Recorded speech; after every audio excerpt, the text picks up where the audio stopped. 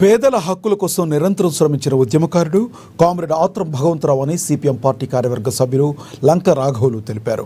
సోమవారం పట్టణంలోని సుందరయ్య భవనంలో ఆయన 5వ వర్ధంతి నిర్వహించారు. భగవంతరావు ఫోటోకు పూలమాలలు వేసి నివాళులర్పించారు.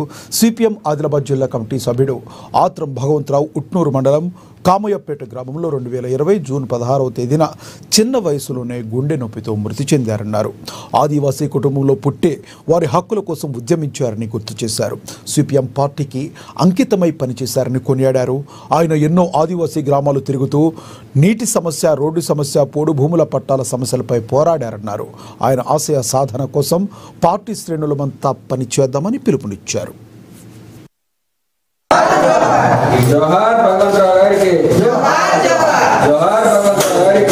కామ్రేడ్ ఆత్రం భగవంతరావు గారు 5వ వర్ధంతి ఈరోజు సిపిఎం పార్టీ ఆదిలాబాద్ జిల్లా కమిటీ నాయకత్వంలో నిర్వహించుకుంటున్నాం.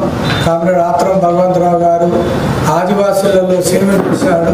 ముఖ్యంగా కులం పీటీజీ కుటుంబంలో, పేద కుటుంబంలో పుట్టి మొత్తం తన జీవితాన్ని మన కార్మికులకు, కష్టజీవులకు సిపిఎం పార్టీకి అర్పించినటువంటి మహోన్నతమైన వ్యక్తి.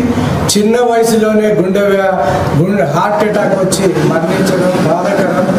ఈ రకంగా సిపిఎం పార్టీకి ఊట్నూరు ప్రాంతంలో తీరని నష్టం జరిగింది. ఆయన రోజు గ్రామాన ముఖ్యంగా ఆదివాసులలో కులం గ్రామాలు తిరిగేవాడు. వాళ్ళ సమస్యల మీద పనిచేసేవాడు.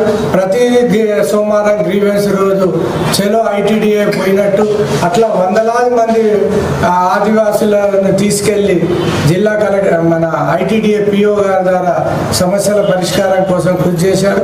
అనేక గ్రామాలలో మంచినీళ్ళ సమస్య కానీ, రోడ్ల సమస్య కానీ, పోడు భూముల పట్టాలు కానీ, ఇట్లా ఆదివాసులకు పేదలకు ఏదైతే సమస్యలు వాటి కోసం నిరంతరం పనిచేసిన మహోన్నతమైనటువంటి వ్యక్తి కామ్రేడ్ ఆత్రం భగవంతరావు గారికి మన సంతాప సూచనగా ఈరోజు మన వర్ధంతి సభను అనేటువంటి నిర్వహించుకుంటున్నాం.